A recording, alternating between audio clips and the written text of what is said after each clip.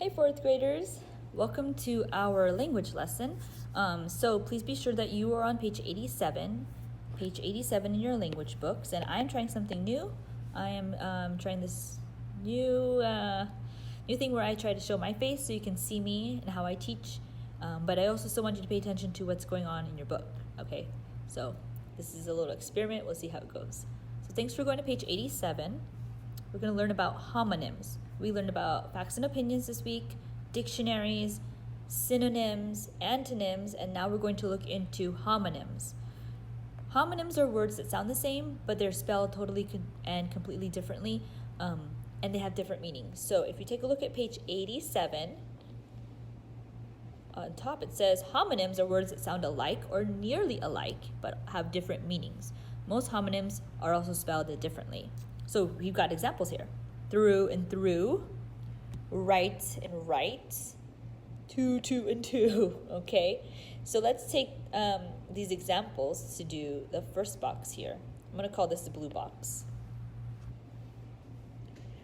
We're just gonna draw a line from one word to another based on its homonym, okay? So I'm gonna read column A, this column. Blue, fair, through, alter. Column B, fair, through, blue, alter. They all sound the same or very similar, but their spellings are different and the definitions are different. So this should be kind of easy, right? Blue, fair, through, alter. All right? Not that hard. Now, you may not know what some of these mean, so I'm going to explain. Let me use red. This is a color.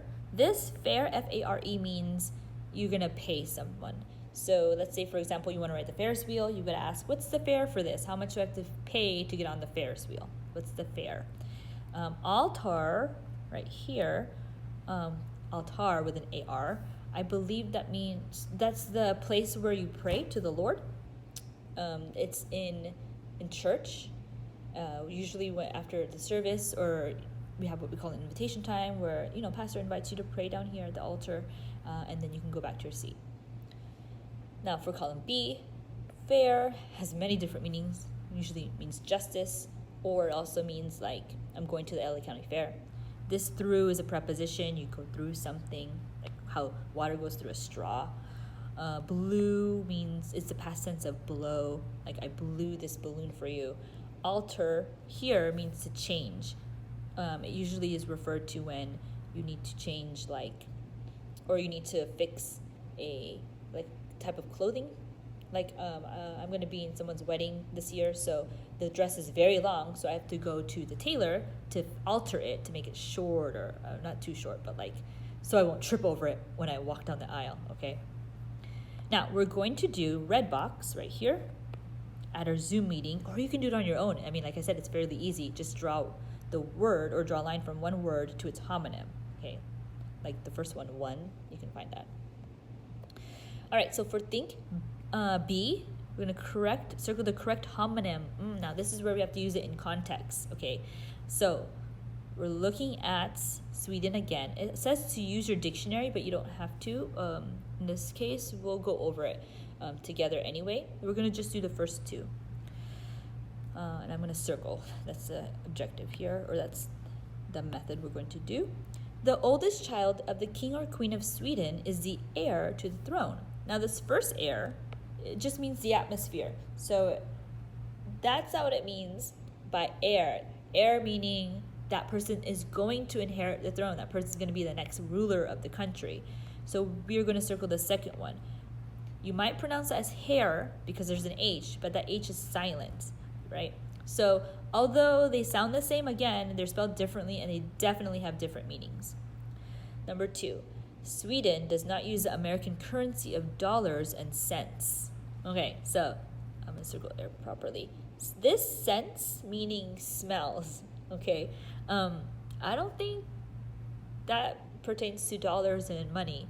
We're going to use cents, this cents right here, C-E-N-T-S. Now, you can try 3 and 4 on your own, and definitely 4 on your own, and then we will discuss it during our Zoom meeting. I like write C. This is more of level 6 thinking. Write a declarative sentence using the word. Write and write. And that means you have to use them in the correct context. So the first one, I'll say something like, I'm going to write a letter to my auntie. Or let's see, I will write a letter to my cousin. I will write a letter to my cousin. Okay. Now number 2, write. Now that write, this particular word has many meanings, because that word can mean like right hand, like I write with my right hand, or it could mean she was right the whole time. Or turn right at the stoplight. You see how it has many different meanings? So you can pick any of those for your sentence. I'll say something like turn right at the stoplight. Turn right at the stoplight. Okay, next. Underline the subject once. Underline the correct verb in the parentheses twice. And in the blank, you got to tell me if it's an action verb or if it's a state of being verb. Now, state of being verbs include is, are, was, were, have, has, had, am. Or other song.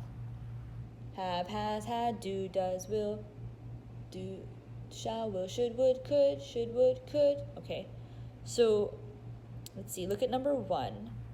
Sweden's royal palace is or are in Stockholm. Well, we're talking about just one place, right? So that means our verb doesn't need to have, our verb needs to have an S. We need that balance, right? So Sweden's royal palace is in Stockholm. Now, there's no action here. It's just there. So I'm going to say this is a state of being verb. Number 2. Visitors explore or explores 5 museums in the palace. Wow, that's a big place. Okay, so here, visitors is the subject. Okay, forgot for number 1, we have to underline this too. Visitors is the subject. They're doing the action. Notice how there's an S at the end. That means my verb should not have an S. That's how the balance should be. So that means it's this word, explore. Visitors explore 5 museums in the palace. Number 3, it was built or it was builded to replace the castles that burned down in 1697. Now, sometimes if we don't know our English properly because we are still learning it or we don't read enough books, we'll say builded. But that is not correct English, okay? It was built to replace the castle that burned down in 1697. This is an action verb for sure. And then for number 2, that's also an action verb. Alrighty. Diagramming. Oh my word, we haven't done this in a long time. Let's do this at our meeting, okay? I really want to diagram with you at our meeting. And they give us plenty of room here. So let me recap. Homonyms are words that sound the same, but they are spelled differently. And for sure, they have different meanings. It's really fun. And then at our meeting all together for Zoom, we are going to work on this part. Box A, or box red, or red box. 3 and 4 for think B, and then remember E where we diagram. All right?